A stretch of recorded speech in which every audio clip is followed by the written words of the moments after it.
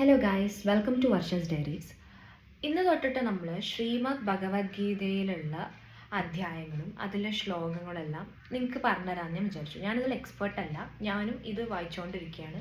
അപ്പോൾ എനിക്ക് മനസ്സിലാവുന്ന കാര്യങ്ങൾ ഞാൻ നിങ്ങൾക്കൂടി ഷെയർ ചെയ്യാമെന്ന് വിചാരിച്ചു.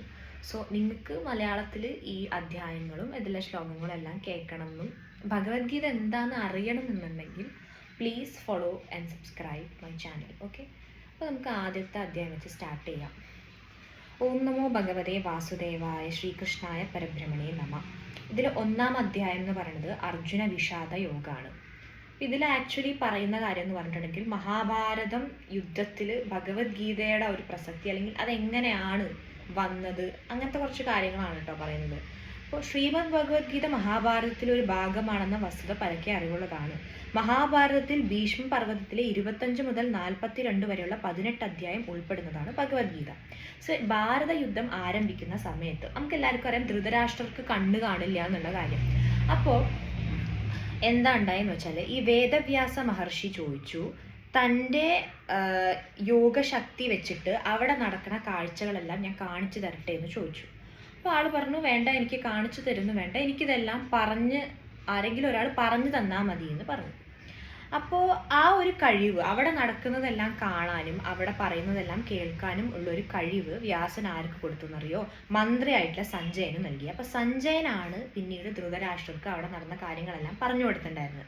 അപ്പോൾ യുദ്ധം തുടങ്ങി ഓരോ ദിവസവും ഇരുഭാഗത്തും ധാരാളം നാശനഷ്ടങ്ങൾ സംഭവിച്ചുകൊണ്ടേയിരുന്നു. അപ്പോൾ 10ാം ദിവസം കൗരവ പക്ഷത്തിൻ്റെ രക്ഷപുരുഷനായ ഭീഷ്മർ അർജുനൻ്റെ ആ ഒരു ശരപ്രയോഗങ്ങളാൽ നിലം പതിച്ചു.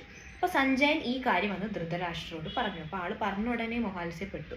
അത് കഴിഞ്ഞ് ബോധം വന്നപ്പോൾ ആൾ പറഞ്ഞു, എനിക്ക് അവിടെ നടന്ന എല്ലാം അറിയണം, എനിക്കെല്ലാം ആദ്യം തൊട്ടേ കേൾക്കണമെന്ന് പറഞ്ഞു. അപ്പോൾ അല്പസമയത്തിനുള്ളിൽ ബോധം തെളിഞ്ഞപ്പോൾ യുദ്ധകളത്തിൽ നടന്ന സംഭവങ്ങളെല്ലാം തുടക്കം മുതൽ വിശദമായി അറിയാൻ ധൃതരാഷ്ട്രർ ആഗ്രഹം പ്രകടിപ്പിച്ചു.